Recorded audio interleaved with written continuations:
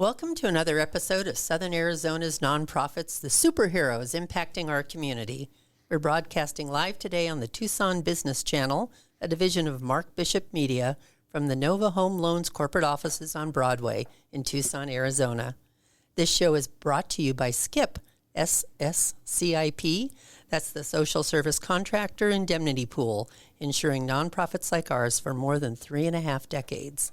I'm Barbara McClure, the Executive Director of Impact to Southern Arizona, host of this show, and with me today are two women from organizations who are providing critical resources for people struggling to make ends meet in the Tucson area right now.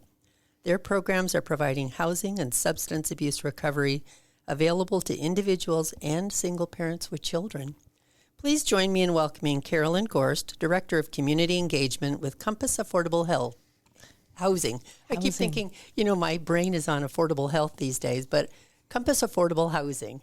Thank you. Thank you for having me. Yes, thanks for joining us. And also we have Emilia Honkasaari, who's the Vice President of Communications and Development at The Haven. Hello. Hello. Thank you for coming today. It's a hot day in Tucson for those of you who live somewhere else. Over 100. We were having a quick conversation about the heat, but we are all surviving just fine. And I wanted to start with Carolyn because I know you have a lot of things going on at Compass these days. But one of the things that is curious is when we look at affordable housing, there are so many people on low income who are struggling to make these rents that have all gone up since COVID. And you have so many people involved. But why is it important for somebody who is maybe not just low income but is financially secure? That's such a great question, Barbara. One of the things that affordable housing allows is for people to not have to make the decision between paying their utilities to stay cool on a day like today, paying their rent, feeding their children, making sure that they have the necessities just to get a healthy lifestyle in place. And for someone who might be economically stable, if they're just one paycheck away from instability, affordable housing gives that security so that they don't end up in a cycle of inability to pay the rent, inability to pay their utilities, making that choice of which bill to pay. And that's so important these days. We were just talking recently, there was a release of information from the federal government about the number of Americans who do not even have $400 in savings for an emergency. Correct. And it's over 127 million Americans. So one of the facts I love to share is only 32% of Americans actually have 3 months' salary saved in their bank account. That's 32%, which means that we have 68% of us that are literally living paycheck to paycheck. It's so true, and it's very scary. It doesn't take long. Even at Impact in our organization, most of the people who come to Impact for help are people who come into some financial surprise. Yep. And that's it. And then once you get in that hole, and then you're trying to catch up, and maybe you're going to one of those check cashing companies to check your, turn in your paycheck for cash, but you don't get all of your money. It's just a crazy thing. So you get deeper and deeper in a hole, and that really is the primary reason people show up. It's definitely not people who just don't want to work and can't get ahead. It's really people struggling to make ends meet. 100%. So we do some money management classes too. So that's, I think it's exciting that you're both working on some affordable housing opportunities for people. So thank you. And Emilia, maybe you can tell us about The Haven. How long has that been around? I'm curious how it got started. Yeah, The Haven is celebrating its 55th anniversary this year. So we were founded in 1970. It was a group of sober women helping other women on their recovery journey. And it started as one small home and has now grown to a pretty good-sized organization. We have bed space for 39 women in our residential program and 66 women in our intensive outpatient program with recovery housing. So at any given time, we have over 100 women living on our campus. That's pretty exciting. And I know you have some expansion now. Is that correct? Is that part of those numbers? Yes, that is. Yeah, we just moved some of the residential bed space to the intensive outpatient housing beds so that we can serve more women. because we know that housing is such a huge need, as Carolyn was just saying, in our community. And especially for women who are early in their recovery, it can be really, really challenging to find housing. There's a lot of stigma. There's a lot of landlords who look at your background, and even though they're not supposed to discriminate, they might discriminate. So just finding housing is a huge need. And that's why we have expanded the recovery housing as a part of our intensive outpatient program. So it gives women kind of another 3 months of stability to find the next step, the next housing option where they're going to move into and seek for employment and really re-enter back into community. That's great. Well, I was going to ask you, is that how long do they get to stay with you? 3 months or an extra 3 months? Usually the residential program is 60 days, and then the intensive outpatient program is 90 days. So in an ideal scenario, that could be 5 months altogether. Sure. Yeah, which is a pretty nice amount of time. Like, we wish it would be longer. We wish we could keep women longer, but at least 5 months gives some stability and gives women time to seek employment, seek housing, and kind of re-enter back. Sure, and there's so many people to fill in the backside. I mean, as people graduate into that next step, and there are always so many people waiting in line. Yes, so ready I'm to sure come in. it's Yeah. constant. Can you tell me, I know you serve only women. Is there a reason it's just women? You mentioned it was started by women helping each other, but... Yeah, that has been the core of the organization for 55 years, is helping women recover. And the reason is men can be a distraction. And also men can, right? Imagine that's true. Yeah, and a lot of the women who come to the Haven have experienced trauma, and that can be in a form of intimate partner violence often and childhood abuse. So they might not trust men, and they will not open up in a group where there's men present. But when they are in a women-only setting, they can hear what other women are sharing and really open up and start sharing their own story as well. So it is that women supporting other women and being able to connect in a different level when men are not there and not being a distraction. So that's part of the reason. Sure. I don't know. Do either of you know if there is a program specifically for men in Tucson? Do you know, There's Carolyn? some programs. There's a lot of programs that are co-ed, but then they would have separate housing for men and women and some separate groups. But we have always been focused on women and children, and it's because of the reason that there are more programming that is co-ed and for men and geared towards men. So the women only. We're the only residential program in Tucson for women. Sure. So there is a need for that, for sure. There you go. Well, I know we have a lot of issues where we have, we'll find homeless people who come to impact a family, and they don't want to be separated. And so then they don't even want to go to the co-ed programs where they're separated. So it's a challenge for all these different demographics. But yeah. And that is there are there's one program in Tucson where the whole family can kind of go together, so men and women and their children, and that is very unique. That's not usually the case where children can come as well. So we often recommend, that's Amity Foundation, giving a shout out for them. There you go. So we often recommend them for if a family wants to stay together and if they have children as well. Well, there's so many people, and we need as many as we can possibly put together. I think all these great housing programs. And it's interesting, I know that you allow the mothers to bring their children into the therapy. So are most of the women dealing with substance abuse or more specifically physical, emotional abuse, or like you say, past traumas? Yeah, substance abuse has to be the primary diagnosis. We are a specialty provider, so we provide substance use treatment, and it has to be the primary reason for women seeking our services. But over 60% of the women have anxiety, depression, 40% have PTSD, they have experienced violence, homelessness, substance abuse in their own family, so they come with a lot of trauma. And having able to bring their young children into treatment is a huge motivating factor for a lot of the women. It's kind of a chance for a lot of women when they are pregnant or when they have small children, and they want to be present for their children, basically, and make a change in their lives.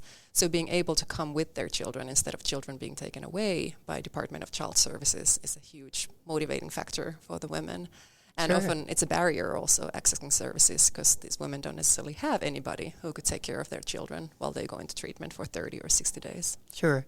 But then where are you putting the children while the women are in their treatment?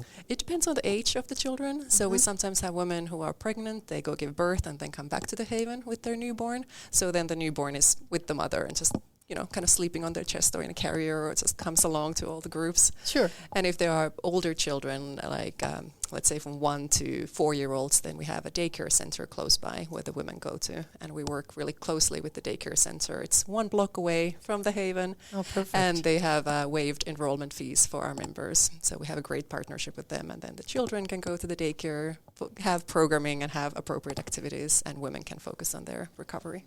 That is nice.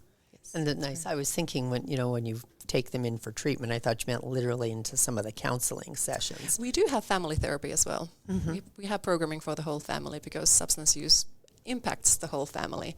So we have a great family therapy programming and life skills programming and lots of parenting classes. But it really depends on the age of the children. Sometimes the conversations are not age appropriate. Like if there's a trauma processing group, a 4-year-old should not be in that group with the women. Sure. So that's why then they go to the daycare center. That makes sense. Well, it sounds like you have all the bases covered. We try. Yeah. We try. Definitely. Well, thank you. And Carolyn, what about you and with Compass? What other kinds of things do you have going on right now? Well, I appreciate that. Yeah. One of the things we're really excited about is the opportunity that we're providing more than just a roof over people's heads. Several of our current residents actually used to be participants with the Haven, single moms who had several trials getting sober, getting to a point in their life where they could be the support system for their children. And the Havens program put them in a place where they were able to start on the road to stability. And then working with Compass, they pay their own rent, they pay their utilities, their kids are in school, they are able to have an apartment. To quote one of my favorite residents, she has a clean life, a clean apartment, and a clean head because it was a community that made that possible for her. So we're more than just apartments. We're also doing financial literacy classes, employment support. We're making sure that they're getting connected to the right support groups depending on what their needs are. For some of that's mental wellness. For some, it's behavioral health. For some, it's physical health, like our veterans. We have ongoing recovery support at one of our communities at Glenstone Village. And then we also work through scattered sites, providing tenant support services so that people can continue on that pathway, that stability is just the starting point. Self-actualization and human growth is the long-term goal. Very nice. And how many clients do you have housed at the moment, or is that a rough number to come up with? No, that's actually a great question. We currently have 2 very impactful programs. Our 3 communities with Glenstone Village, Alvord Court, and Downtown Motors are actual affordable housing apartment complexes that include utilities, and people with earned income can apply and based on their income can live there. And they also have free complimentary access to a menu of services that is provided at no charge to them so that they can have that opportunity to build and achieve their goals. And right now that's currently about 250 people that are living at one of our 3 properties. We also get to work with the city of Tucson and Tucson House, and we serve a little over 180 individuals there. And then we also work with scattered sites through the community housing program, which actually works directly with people recovering from being unhoused and homeless to getting them into the road to success of housing with support services so that they can become a member of society again. And we have 305 people we're working with there. Over a third of them are children, and a third of them are single moms. So it's really important to have these different opportunities available to individuals who are working to build a life. I don't think anyone says when I'm a child, I want to grow up to be an addict, or I want to grow up to be homeless. There's so many opportunities that are challenges that come up in our lives that can cause just one blip that can cause us to start that spiral. Sure. And I know we hear that because we have a lot of homeless Yes. who've been homeless a long time up in Catalina, living in the desert. And people say, why do they want to be homeless? You know, well, they don't really want to be homeless, but some have been homeless 20 years, and now it's a whole different type of lifestyle and looking for independence, and so it's a challenge for many of them. Absolutely. Do the people who are living with you, do they have a time frame, a time limit, or can they stay there for all their lives? I love that. Or a year or two? Great question. With our 3 properties, and of course Tucson House, for some of our folks, we are their forever home. And because we are looking at people with affordable housing under income basis, they're moving in and they're paying their own rent, they're paying their own utilities, and their income dictates that they can move in there. If they are stabilized, especially for our adults aging in place and our veterans, we have one resident who's been with us for over 10 years, and hope we have her for another 10. For our folks coming through both our apartment communities and the community housing program, we do see a number of them that graduate, what we call graduate, move on, and they move into becoming home buyers, or they qualify. We had several families qualify for the Habitat for Humanity builds, Nice. which is very exciting, or they take advantage of some of the other resources around town that help first-time home buyers that have been doing debt recovery. So we want people to become self-realized on where they feel their best potential is. For some, that might be an affordable housing community. For some, it might be home ownership. Sure. Well, what a nice way to start them off to home ownership. It's such a challenge, especially today with all the statistics about will the younger generation even be able to afford a home. Exactly. And with the interest rates where they are compared to where they were during COVID, that's kind of a challenge. So that's kind of a neat opportunity. I didn't realize some people could stay forever. It is very nice to be able to have that so that they know they don't have an expiration date. Sure. Let me ask you a question, because we did help a homeless woman who had been a drug user for most of her life. She was a senior, but she had been clean for 10 years. So we worked with COPE, and they found her a place to live, and then we helped furnish it. So I'm curious, when you have those housing opportunities, do they come furnished? They do not, but we have been very lucky to have great partners like Impact of Southern Arizona and Deseret Industries, the former Assistance League of Tucson, which is now Viva Pima. Shout out to a couple of our partners, our Goodwill Industry partners that do work with us to work with our residents and our participants so that they can have that sense of home, furnishing an apartment, having beds for their kids, having a table for the kids to study at. Sure. How about you, Emilia? Is it the same at the Haven? Or are you We set up? furnish everything because the members stay there for a shorter period of time. It's not a forever home or 10-year home for anybody, unfortunately. Sure. So we furnish all of the apartments and where the women are staying.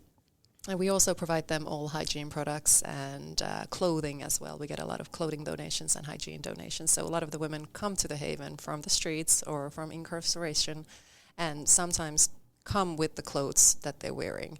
We recently had a woman who arrived without shoes. So we just jump into action. We have a small boutique where all the donations go, and we went to the boutique, we checked her shoe size, and we were able to get her a pair of flip-flops and sneakers because she arrived from a detox facility without shoes.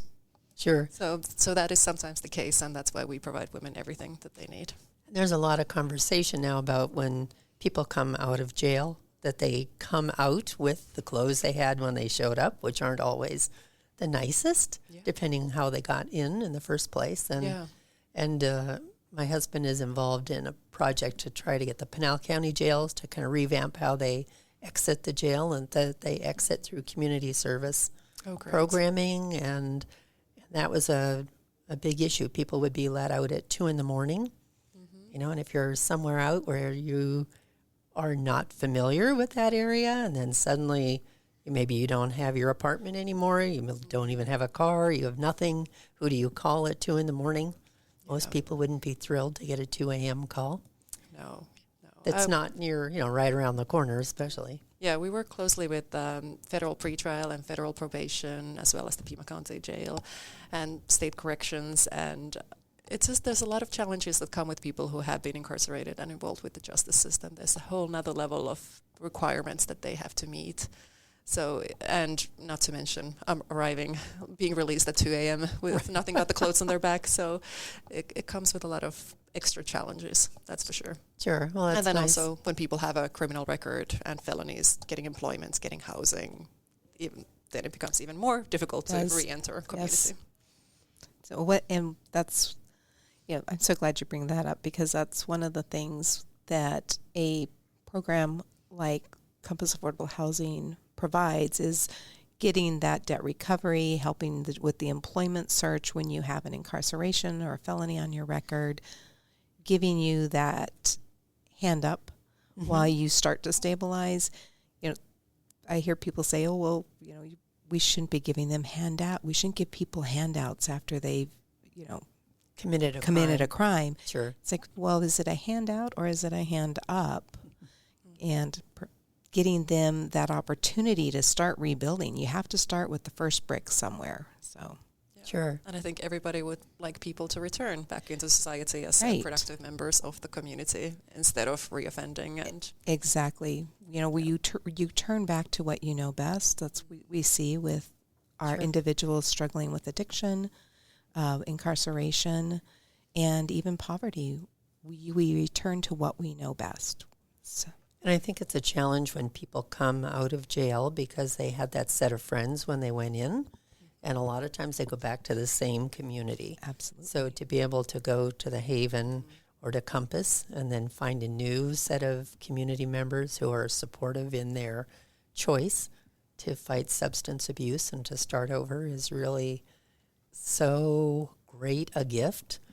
That's why we really like about our residential program that it pulls people from their circumstances. You get to our Midtown campus, there's a lot of green space, there's comfortable furnishing, comfortable space to be, and you are kind of away from your circumstances. And that can be really time to breathe and just be and feel calm and feel safe. And that is so important as one of those building blocks for recovery, to be in a new environment that is supportive and is safe, and you're not surrounded by your drug dealer is not come knocking or trying to call you. You are away from that. Right, and you get a chance to meet new friends and start all over. So that's, exactly, I think, an element of the benefit that people sometimes don't realize. Like the people that are community members who sponsor affordable housing. That's there's a lot to it, that whole starting over and moving forward. Mm-hmm. We do a similar thing in helping people find jobs and getting stabilized, and that's one of the biggest challenges, I think, as a nonprofit, to help to find what they really need to actually get forward. Mm-hmm. It's the unstuck factor, right? Yes. What do you personally need to get unstuck? Right, and everyone is so different. And everyone's different. So that's true. It's pretty cool. We're lucky. We know this town of Tucson has so many nonprofits, but it is a huge number of us who are trying to do so many things. Yeah, I kind of have this new magic wand wish that we could implement long-term case management that would really stay with people for, years, however long they need it, and would cover all the different aspects, whether that's behavioral health or physical health, housing, education, any justice involvement, like all the things. Because I think that's tricky, that there's a lot of great organizations doing great work, but there's not always the coordination of looking at the whole person and all of their needs. I love that the Compass has a lot of those services, and you help people navigate the system and find the services, but still people sometimes fall through the cracks. Or absolutely. And you bring up such a great point, and that is that it is a long-term journey. Even those of us that are currently doing okay, and I'm okay, and I'm stable, what happens next year? What happens 5 years? What happens 10 years? What happens when you don't have the tools to deal with those things? And so the can I borrow your magic wand? Mm-hmm. Yes, please do. The opportunity, shows like this, opportunities for us to have these discussions, to educate our community so that we start working together and we start building pathways together. I don't think any one, just like people, there isn't one organization that's one solution. We all have a piece of the puzzle. We all have a part to play. I know that's been the success of Impact over the years, is that we reached out and started partnering with people from the very beginning. And it was really out of necessity because we're so far northwest in Catalina, which did allow us to also expand into the Copper Corridor and into Pinal County, up where the mining used to be, and those communities are such struggling communities now. The grocery stores have moved out. Banks have moved out. They have very little community center, and it's just individuals living all over. They're very close-knit, but there isn't a lot of service. So we've really become a resource center for people, kind of a one-stop shop. But I agree, we all have to work together. And I would like to think that as in the last, say, 20, 30 years, where we've had more attention on mental illness and substance abuse, and maybe it's more accepted, or it doesn't, not that it doesn't have a stigma, but people are talking about it more openly with friends about their own personal struggles. And I think, 40 years ago, I don't think that happened. It was taboo. Families didn't talk about that person in their family. And so maybe we are going to get to that point, Emilia, where, everybody will be working on the same things, and it'll be much more open. And we can get a longer-term solution, a longer-term path. We'll just bounce them around to all these people. And then with that thought, we're going to take a quick break to hear from our sponsor, and then we'll be back in just a minute. Today's program is brought to you by SKIP, the Social Service Contractors Indemnity Pool.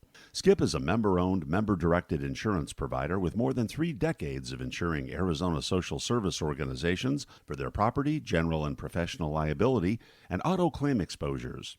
With an Arizona-based staff of claim underwriting and risk management professionals, SKIP specializes in providing personalized service, affordable premiums, and coverage which meets and often exceeds the state of Arizona's contract requirements for social service providers. For more information, visit our website at www.sscip.org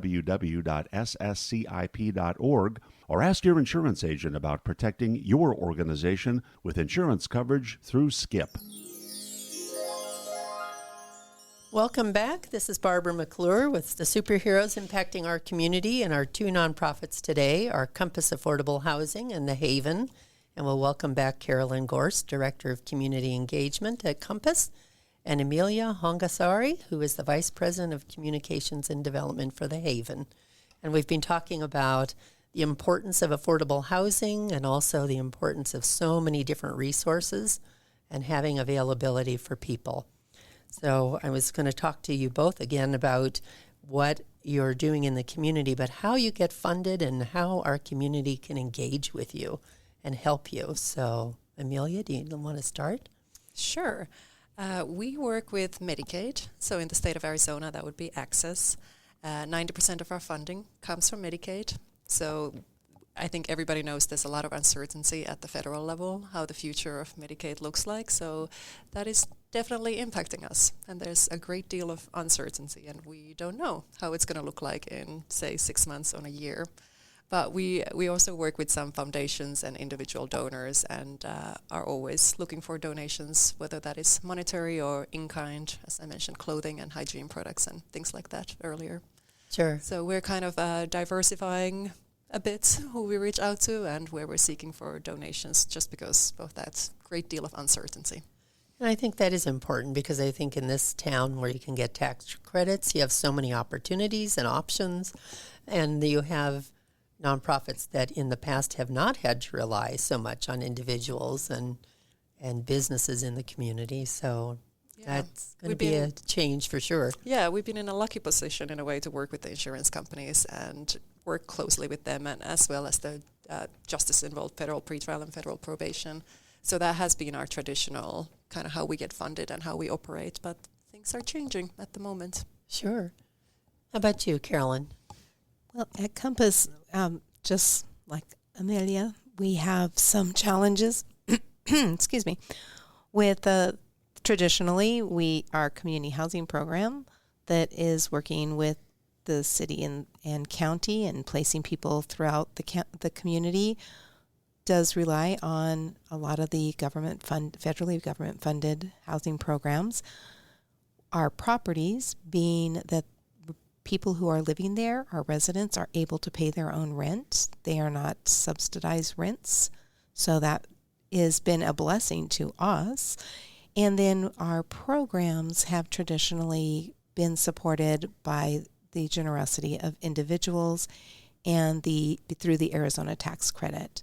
So we have been very lucky that we've been working to increase awareness around the fact that Compass is a charitable organization for Arizona tax credit, and it doesn't compete with schools and it doesn't compete with private schools, so that people can direct their dollars for the state to go to a cause that they believe in.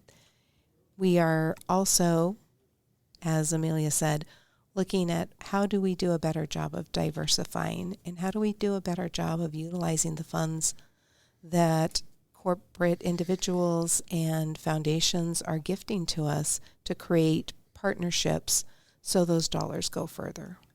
And it is nice. I think it's taken a long time for philanthropists to kind of change their direction.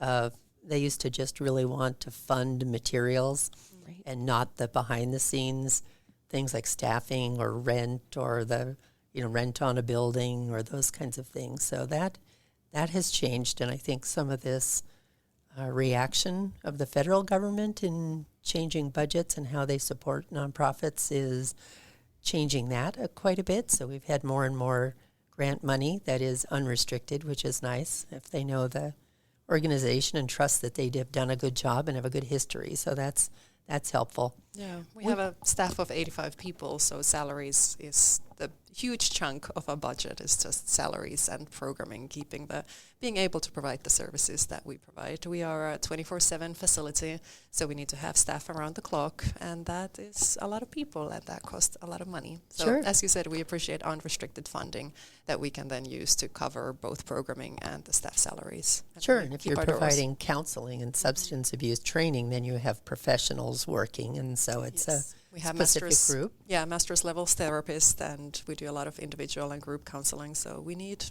people and educated people to do that work. It's so true, and I think it's an important thing, and I love to bring it up because it has been a change that we've seen in the last maybe 10 years, and so I hope it continues that way. Absolutely.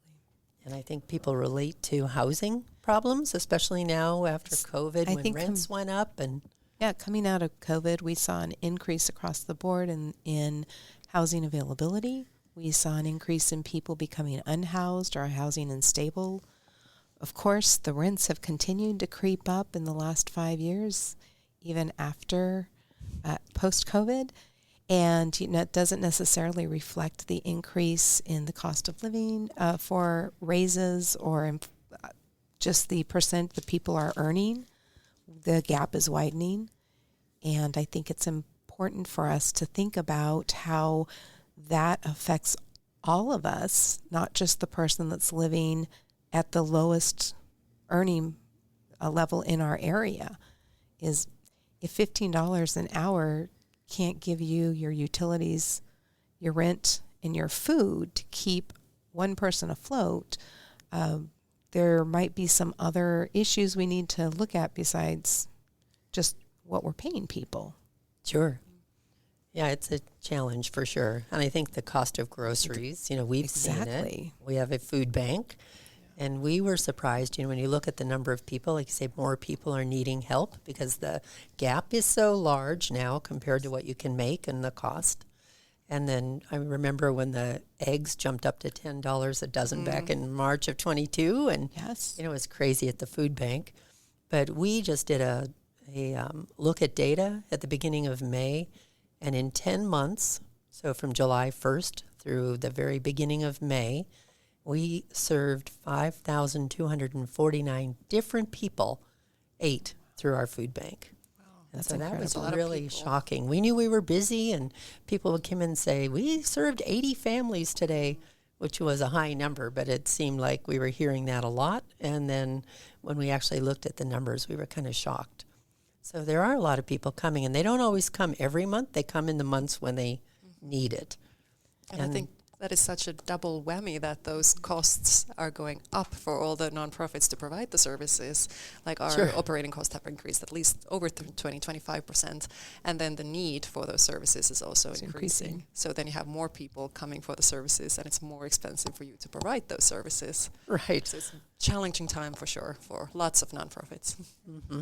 And the need, the being able to fill those daily needs. So someone who may still be able to pay their own rent, pay their utilities, they're on the surface they look like they're doing okay, but they've cut something. So places like Impact for Southern Arizona, where you have your food bank, your clothing, it's what keeps them being, not just looking, but being okay.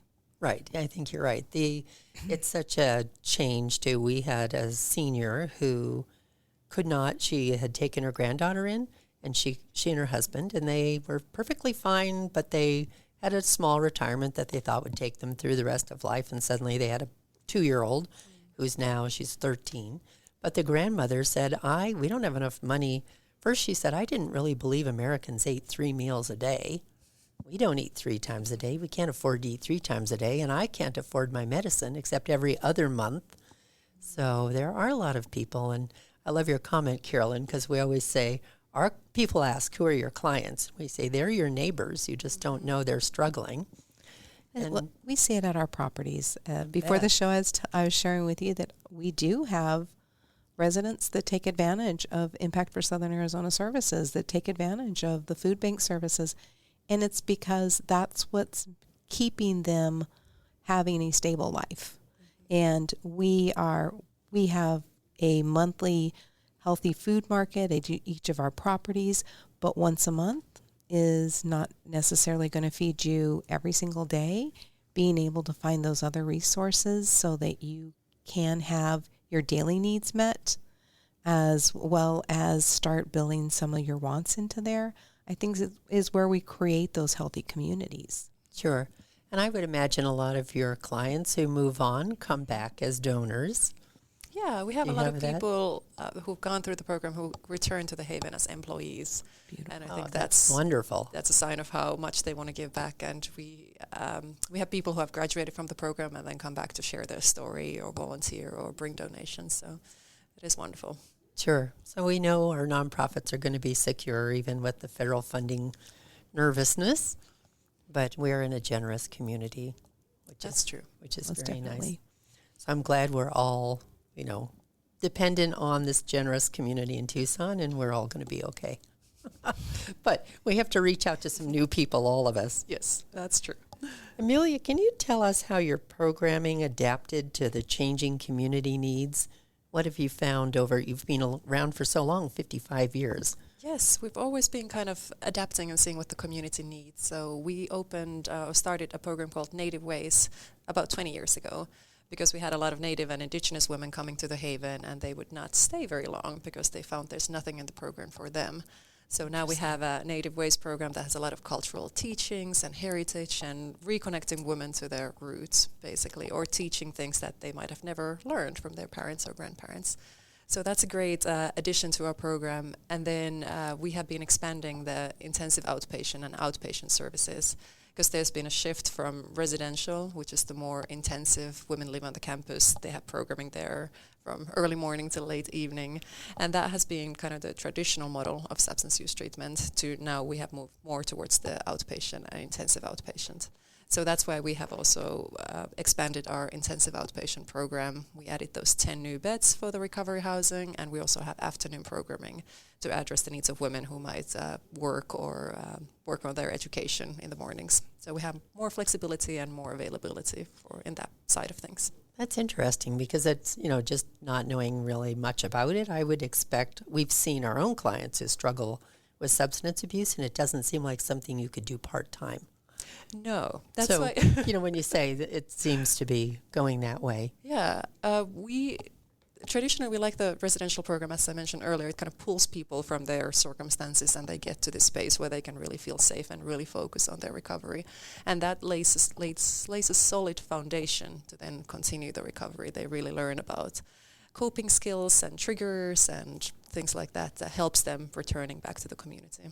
Sure. So it's kind of a big building block. Like if you some people do just outpatient program or intensive outpatient program and they can be successful, but it can also, you're always going to be kind of more connected to your community. So it's the lower level of care, you are more in the community, and that can work for some people, but it can also be the hindrance for some people because you're not really being pulled away from your circumstances. Sure. But it's nice to have both options. It is, yeah, and that's why we're very lucky that we have both of the programs, so we can, depending on the individual needs and also insurance providers, we can manage, kind of like navigate that.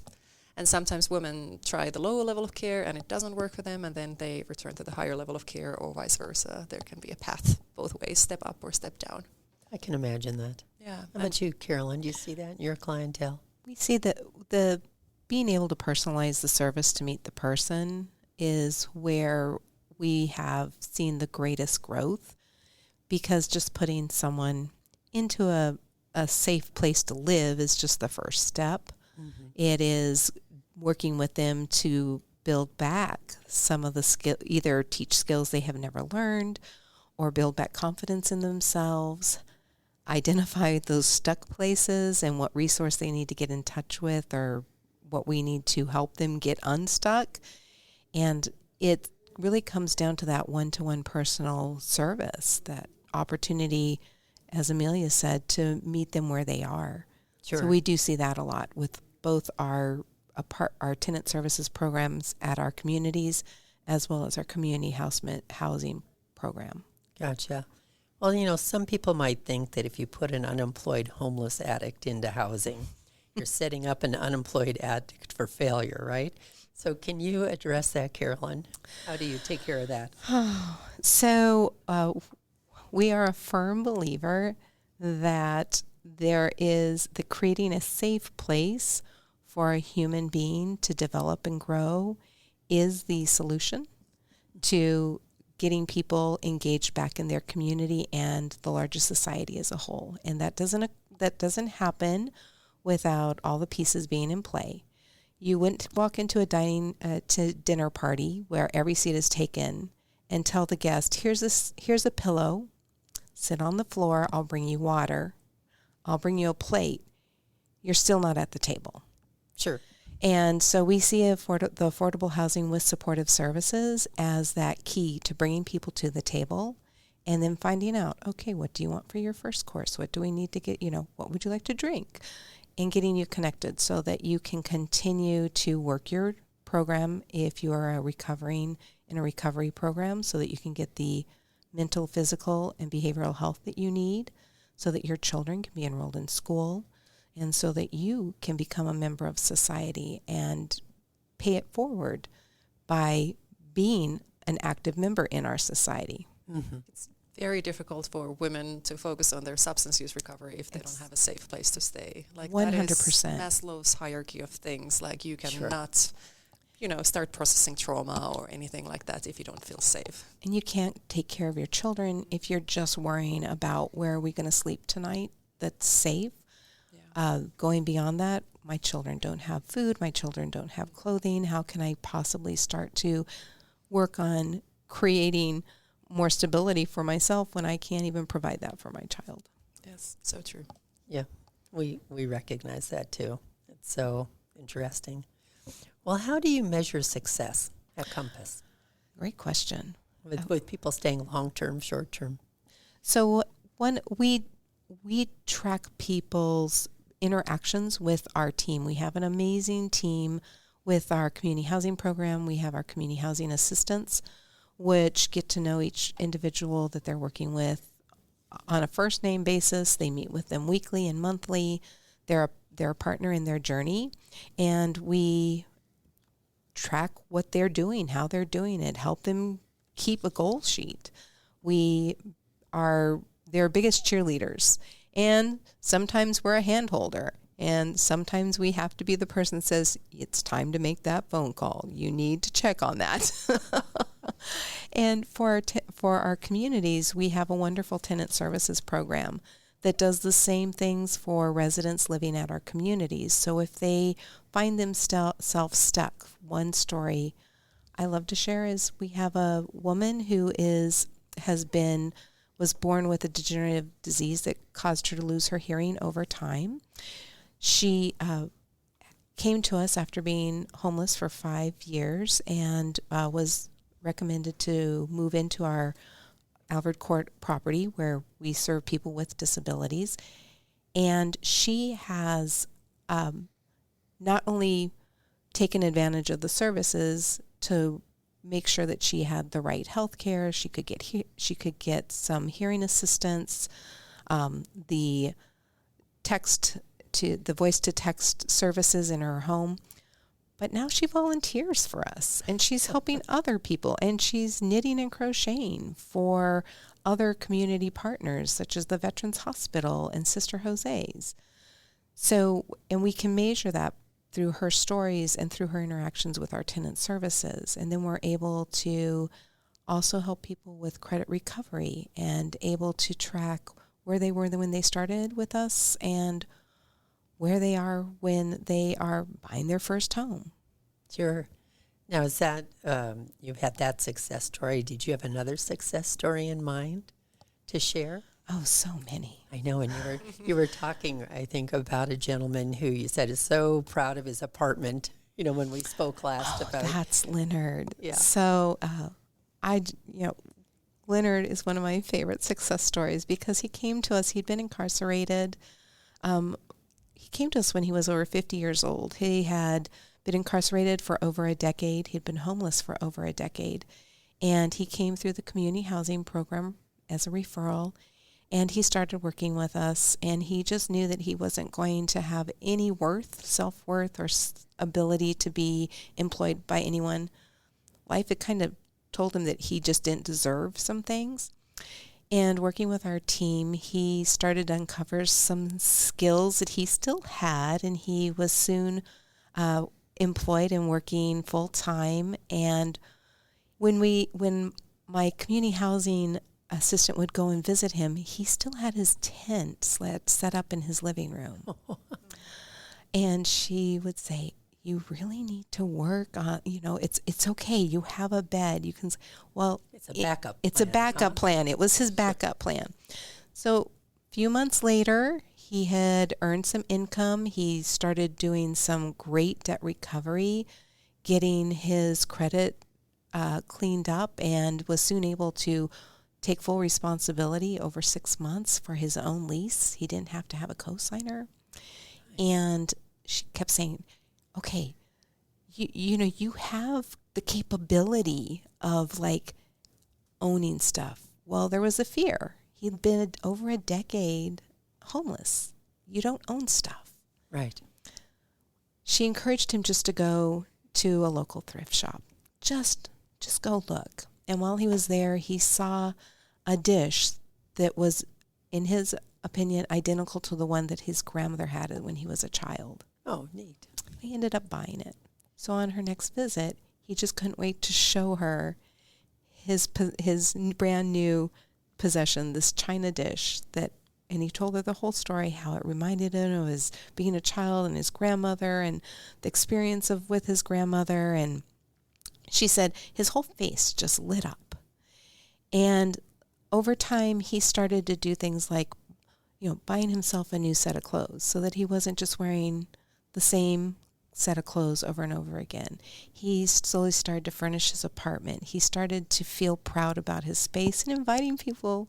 He's very withdrawn, so it wasn't like he was going to have a party there, but he started to feel proud of having people come in.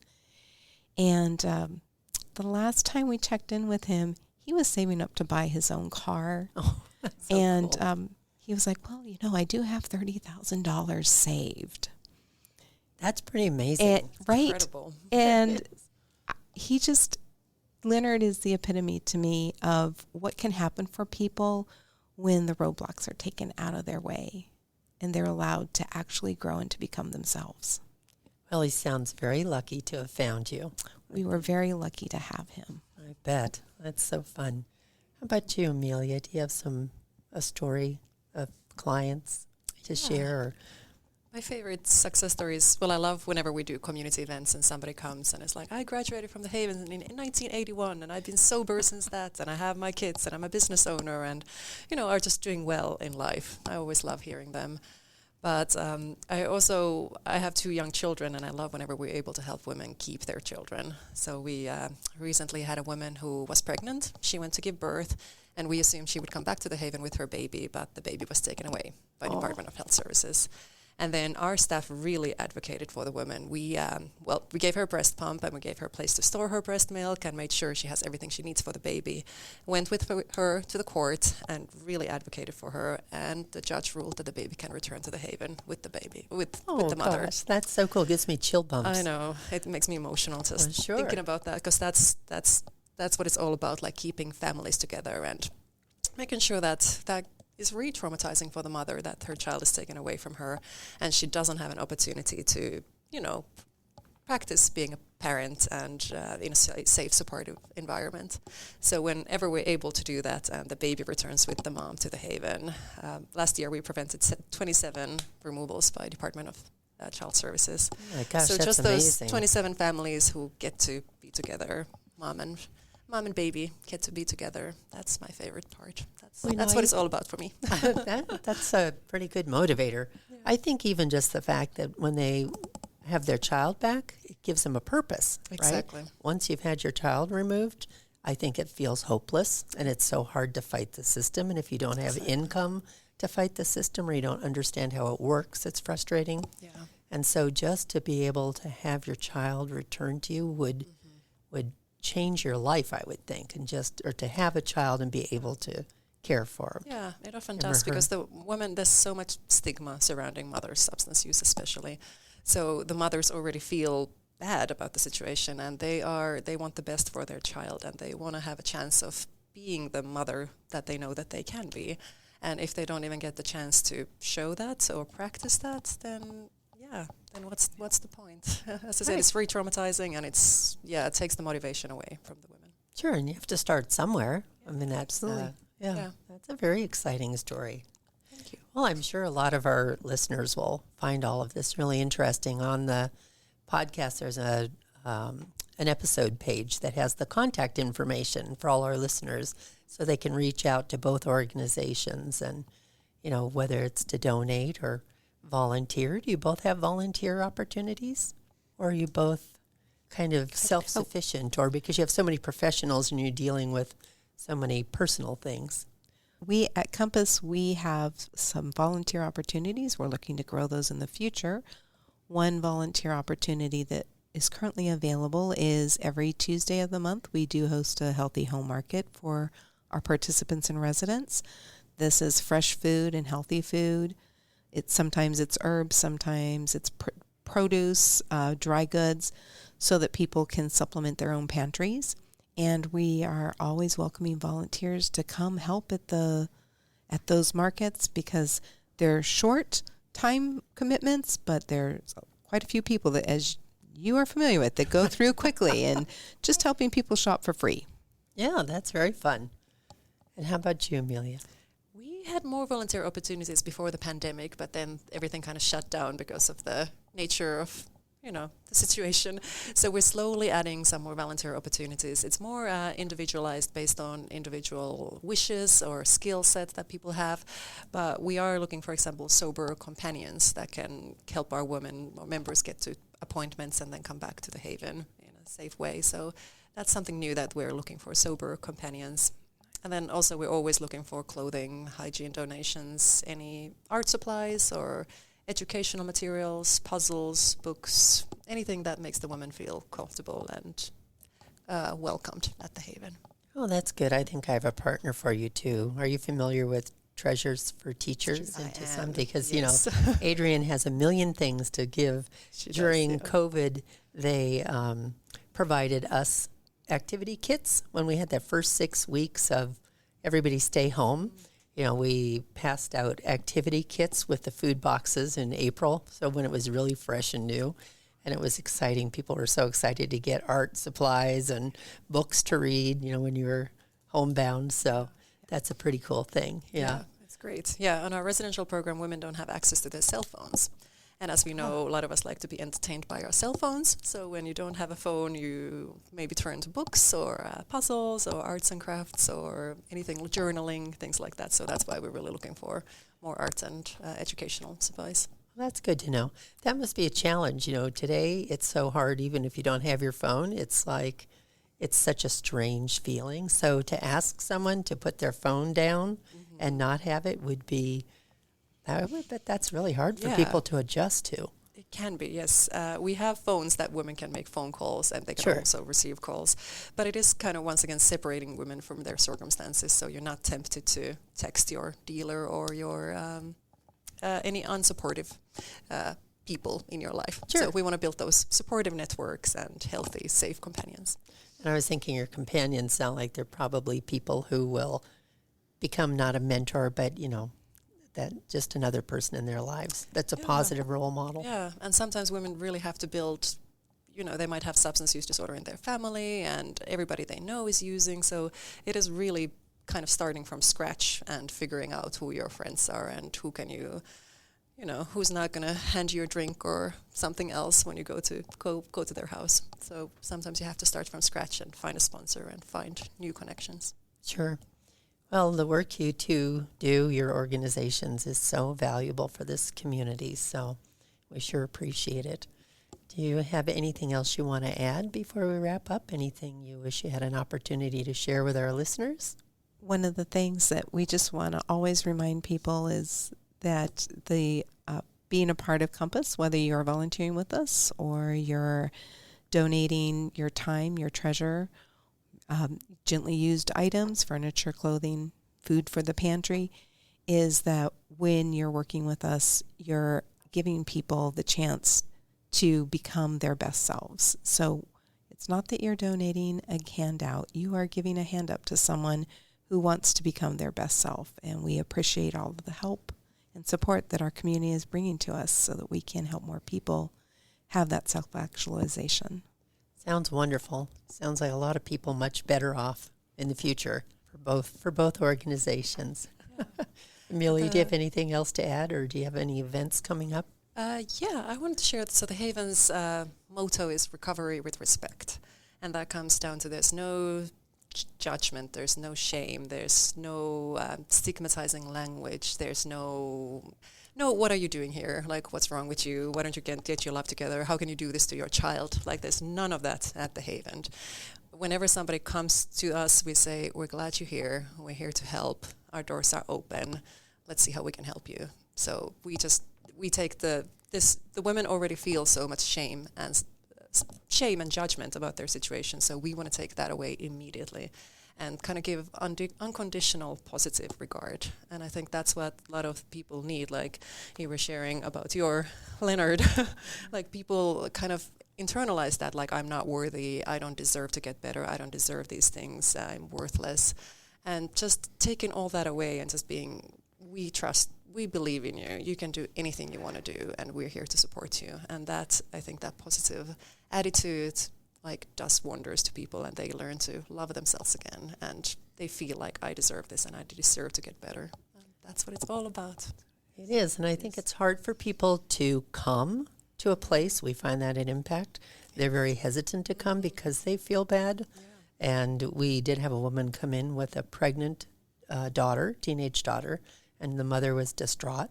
And I happened to be walking through the lobby at the time and introduced myself, and I told her, I'm so glad you're here. And her response was, why would you be glad I'm here? Why would you even want me to be here? And I said, well, because we're going to help you, and we're going to solve some of these problems and get you some resources. And it was just an interesting, first time I ever heard somebody actually say, I can't imagine you would even want me in the door, because it's the same thing. We don't have any judgment, and they're all welcome. So if you're listening and you know someone who needs some housing opportunities or some help with substance abuse, these are two great organizations. Check out the landing page for the episode, and you can contact them and pass along the resource to someone you know in your community that could use a little hand up. Thank you, Carolyn. Thank you, Emilia. Thank you.